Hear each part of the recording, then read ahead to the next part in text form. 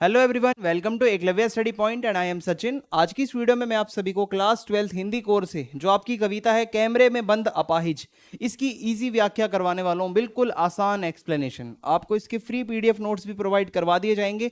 New video है एकदम 2024-25 session के स्टूडेंट्स के लिए। तो चलिए वीडियो को आगे बढ़ाते हैं। तो आप सभी से रिक्वेस्ट है कि अगर आपको कोई क्वेरी है तो आप इंस्टा पे मुझे मैसेज कर सकते हैं। यूजर नेम आप सभी के सामने दिया हुआ है। और अगर आपको फ्री पीडीएफ नोट्स डाउनलोड करने हो तो उसके लिए आप टेलीग्राम ऐप को डाउनलोड करें और टेलीग्राम ऐप पे जाके आपको लिखना है क्लास 12 ईएसपी न्यू ग्रुप। यहाँ पे आपको सारे PDF notes free of cost provide करवा दिए जाते हैं। तो अब हम चलते हैं अपनी कविता के ऊपर। तो सबसे पहले आप अगर यहाँ पे देखें, मेरे पीछे आपको क्या नज़र आ रहा है? कुछ ऐसा लग रहा है न्यूज़ रूम टाइप, जहाँ पे न्यूज़ वगैरह लोग पढ़ते हैं खड़े होके। तो जो ये न्यूज़ वाले होते हैं, जो ये आप समझ सकते हो टीवी एंकर्स वगैरह होते हैं, जो ये शो चलाते हैं, इनका मेन मकसद क्या होता है? टीआरपी। अब टीआरपी चाहे कैसे भी आए, टीआरपी उनको चाहिए, चाहे किसी की मजबूरी का फायदा उठाकर। अगर मान लो कोई बंदा अपाहिज है, आप उसको लेके आते हो स्टूडियो में, उससे ऐसे इमोशनल सवाल कर रहे हो जिससे वो रोने लग जाए, उसकी आंखों में आंसू आएंगे, कैमरामैन उसको जूम करेगा, उसकी आंखों के आंसू दिखाएगा, उसके जो इमोशंस हैं सैड वाले वो दिखाएगा। जनता जो देख रही होगी टीवी वो सैड होगी। तो इससे क्या होगा? टीआरपी किसको मिलेगी? फायदा किसका होगा? न्यूज़ चैनल वालों का। तो ऐसा ही इस कविता में बताया गया है कि ये जो न्यूज़ वाले होते हैं, ये जो कार्यक्रम वगैरह चलाते हैं, ये अक्सर क्या करते हैं कि गरीबों का, लाचार लोगों का फायदा उठाते हैं। तो आइए समझते हैं कि किस तरीके से। देखो, कैमरे में बंद अपाहिज कविता में दूरदर्शन कर्मियों की संवेदनहीनता पर प्रकाश डाला गया है। दूरदर्शन कर्मी कौन होते हैं? जो ये न्यूज़ वाले होते हैं, जो टीवी वाले होते हैं, ये संवेदनहीन होते हैं। मीन्स इनमें कोई संवेदनाएं नहीं होती। मीडिया में कार्यक्रम को आकर्षक और बिकाऊ बनाने के लिए मीडिया किसी भी हद तक जा सकता है। मीडिया वो चीज़ है, वो बीमारी है, वो अपनी टीआरपी के लिए किसी भी लेवल तक गिर सकते हैं मीडिया वाले। और यहाँ पे अपाहिजों को कैमरे के सामने लाकर, अपाहिज विकलांग लोग जो होते हैं उनको कैमरे में लाकर उनसे बहुत क्रूर प्रश्न पूछे जा रहे हैं। यानी कि उनसे कठोर प्रश्न, ऐसे प्रश्न पूछे जा रहे हैं जो बंदा रो जाए आंसर देते हुए, ऐसे पूछे जाते हैं। फिर मीडिया की कोशिश होती है कि अपाहिज व्यक्ति के दर्द से दर्शक भी रो पड़े। जो दर्द दिखाया जा रहा है वो दर्द जनता देखेगी, उसके आंसू से जनता के भी आंसू निकलेंगे और उसका फायदा होगा न्यूज़ वालों को और टीवी वालों को। तो ये विकलांग है, मान लो कोई अपाहिज है, तो यही हो रहा है उसके साथ। ठीक है, अब अगर हम आगे बढ़े यहाँ पे, तो इस प्रकार उनका कार्यक्रम रोचक बन जाता है। यानी कि कार्यक्रम रोचक कैसे बनता है? जब लोगों को रुलाया जाता है अपाहिजों को दिखाकर, उनसे सवाल जवाब करके। तो कवि ने मीडिया की इस व्यावसायिक क्रूरता पर कटाक्ष किया है। जो ये व्यवसाय के लिए, बिजनेस धंधे के लिए, जो पैसा कमाने के लिए क्रूरता ये जो है मीडिया कर्मियों की, ये बहुत ही गलत है, ये नहीं होना चाहिए। सबसे पहला काव्यांश मैं आप सभी के सामने पढ़ने जा रहा हूं।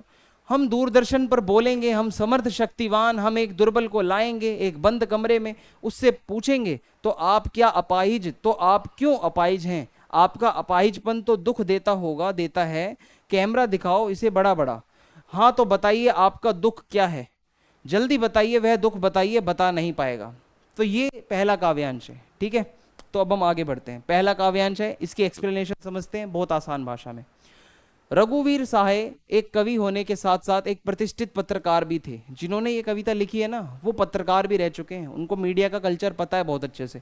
तो इस कविता के अंतर्गत उन्होंने पत्रकारिता की दुनिया में होने वाले व्यवसायीकरण, जो पत्रकारिता की दुनिया में जो लोग धंधा बना के बैठे हैं, जो ये बिजनेस कर रहे हैं ना, उनके ऊपर कटाक्ष किया है। और उसके फलस्वरूप उत्पन्न होने वाली नैतिकता का ह्रास, यानी कि जो एक मोरालिटी होती है, नैतिकता होती है, वो खत्म हो चुकी है मीडिया वालों की। मीडिया वाले अपने पैसे कमाने के लिए किसी भी अपाहिज को मीडिया के उसमें हाउस में लाते हैं, उसको शो पे बिठाते हैं, उससे क्रूर क्रूर सवाल पूछते हैं जिससे उसको अगले को रोना आ जाए, और उसका वो रोना टीवी पर दिखाकर वो अपना पैसा कमाते हैं, क्योंकि दर्शक उससे इमोशनल होंगे।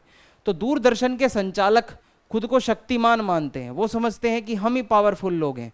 और संचालक कहता है, जो न्यूज़, जो पूरा वो एक कार्यक्रम संचालन कर रहा है, वो कहता है हम स्टूडियो के बंद कमरे में एक कमजोर प्राणी को बुलाएंगे। वो एक प्लान बनाता है, ये जो हमारा स्टूडियो है इसमें हम एक ऐसा बंदा बुलाएंगे जो गरीब होगा, जो लाचार होगा, कमजोर होगा।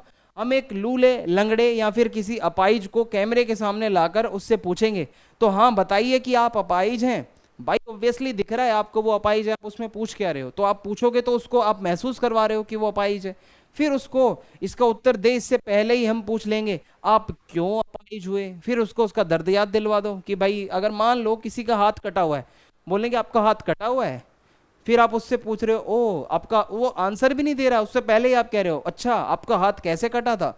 तो ये क्या है, क्रूर सवाल होते हैं, आपको ऐसे नहीं पूछना चाहिए। तो ये प्रश्न बेतुका होगा, इसलिए अपाहिज इस पर शांत रहेगा, कुछ नहीं बोलेगा, अपाहिज बेचारा रोएगा। तब उसके दुखों को कुरेदा जाएगा और दुख कुरेदे जाएंगे और उससे प्रश्न पूछे जाएंगे। आपका अपाहिज होना आपको बहुत दुख देता होगा ना, मतलब ऐसे उससे खड़े करके पूछा जाएगा, और मतलब अगर कोई बैठा है और सामने संचालक खड़ा रहेगा, वो पूछेगा ओ तो आप अपाहिज हो, आपको तो बड़ा दुख होता होगा। तो भाई ऑब्वियसली अगर कोई अपाहिज है, कोई विकलांग है, तो दुख में ही जीवन व्यतीत कर रहा होगा ना। आप उससे सामने से जाके ऐसे कैसे पूछ रहे हो कि ओह आपको तो बड़ा दुख होता होगा। तो इस तरीके से है। तो इस पर भी वह शांत रहेगा, क्या जवाब देगा वो बेचारा ना, मतलब ऐसे ही शांत रहेगा, उदास रहेगा। तो उससे फिर पूछा जाएगा क्या अपाहिज होना आपको सचमुच दुख देता है, क्या वाकई में आपको कोई दुख होता है? तो इस प्रश्न के साथ कैमरा अपाहिज के दुखी चेहरे को बड़ा करके दिखाएगा, जूम करके, जूम इन करके दिखाया जाएगा कि देखो इसके फेशियल एक्सप्रेशंस देखो कैसे ये बेचारा रो रहा होगा। तो नजर उसके चेहरे पर होगी, तब उसे फिर उत्तेजित करके पूछा जाएगा हाँ तो बताइए आप अपने दुख के बारे में बताइए, बताइए बताइए अब बताइए क्या बोलना है आपको। तो भाई अब वो क्या बोलेगा, जल्दी कीजिए समय बीता जा रहा है। संचालक को ये लगता है कि अपाहिज इतना होने पर भी अपने दुख के बारे में कुछ नहीं बताएगा, उनको पहले से ही पूरा प्लान बना रखा है कि कहाँ अपाहिज बोलेगा, कहाँ वो बंदा चुप रहेगा। दूसरा काव्यांश है, सोचिए बताइए आपको अपाहिज होकर कैसा लगता है, कैसा यानी कैसा लगता है। हम खुद इशारे से बताएंगे कि क्यों ऐसा, क्या ऐसा, सोचिए बताइए, थोड़ी कोशिश करिए, यह अवसर खो देंगे। आप जानते हैं कि कार्यक्रम रोचक बनाने के वास्ते। अब ये दूसरा काव्यांश था, ठीक है, अब इसको समझते हैं इसमें क्या है।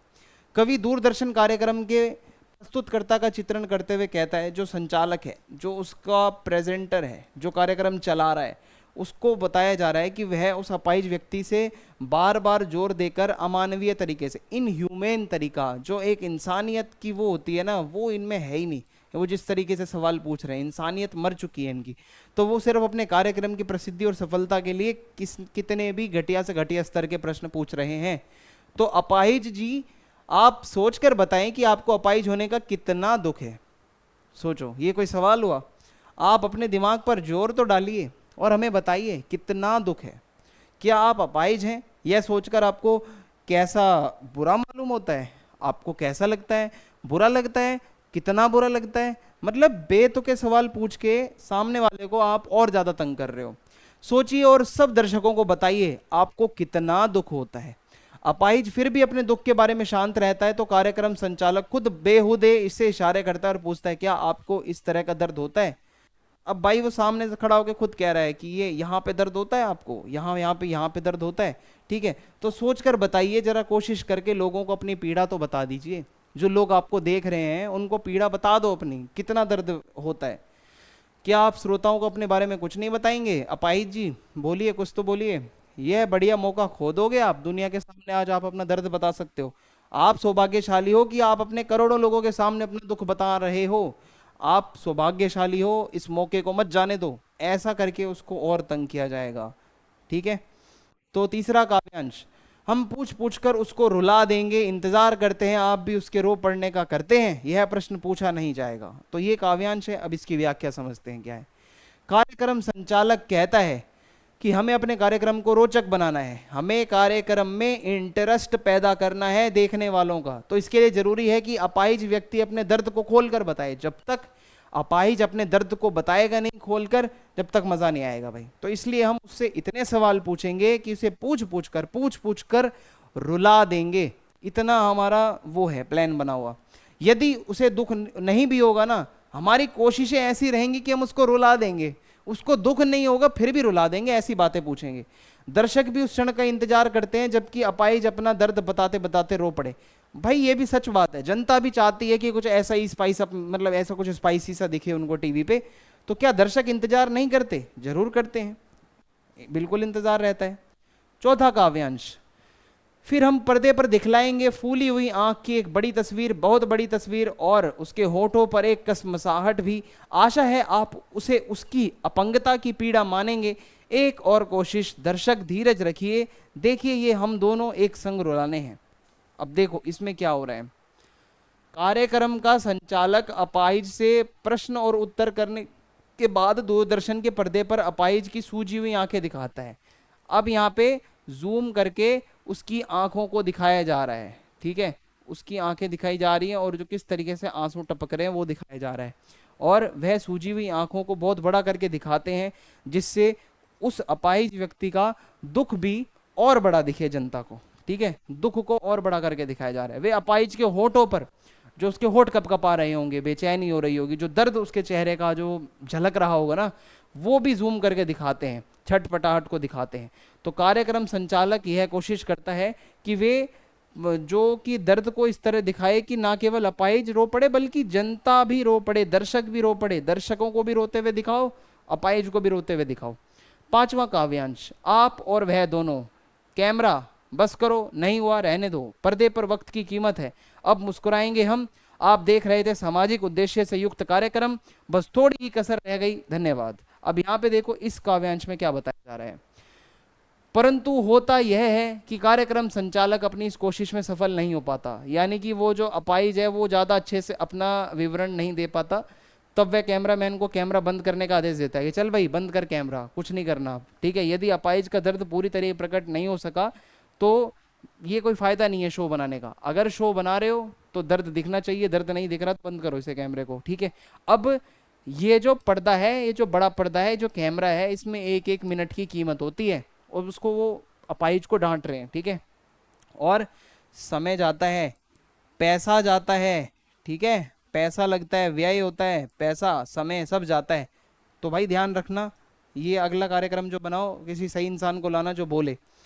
तो इतना नाटक करने के बाद कार्यक्रम संचालक मुस्कुराएगा। ये नाटक था बस, ठीक है, ये नाटक कर रहा है, एक्टिंग कर रहा है। अब वो हंसेगा, उसका फायदा हो गया जो उसे फायदा लेना था। वे दर्शकों को संबोधित करेंगे कि अभी आपने सामाजिक पीड़ा को दिखाने वाला एक कार्यक्रम देखा जो कि आज खत्म हो चुका है, मिलते हैं नेक्स्ट एपिसोड में। तो वो धन्यवाद करके निकल लेगा।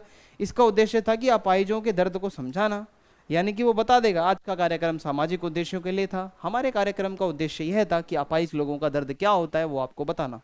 तो वह मन ही मन सोचेगा कि बस थोड़ी सी कसर रह गई थी, अपाहिज और दर्शक संग संग रो नहीं पाए। एक जो मूवमेंट आना चाहिए था ना क्लाइमैक्स वाला, एकदम जो दोनों रो पड़े, वो नहीं हो पाया थोड़ा। यदि दोनों इकट्ठे रो देते तो क्या बात होती, सोने पे सुहागा। अभी तो अपाहिज रुलाया ना सिर्फ, अगर जनता भी रो पड़ती तो मजा आ जाता, ऐसा उनका वो था। अंत में कार्यक्रम संचालक दर्शकों का धन्यवाद करता है और कहता है कि चलो भाई धन्यवाद, मिलते हैं नेक्स्ट एपिसोड में। और मैं भी आपका धन्यवाद करता हूँ। वीडियो भी यहीं पे समाप्त होती है। चैनल को सब्सक्राइब करें, अच्छी लगी है वीडियो तो लाइक करें और फीडबैक जरूर लिखना और वीडियो को दोस्तों के साथ शेयर करना ना भूलें। जय हिंद, जय भारत, मिलते हैं नेक्स्ट वीडियो में।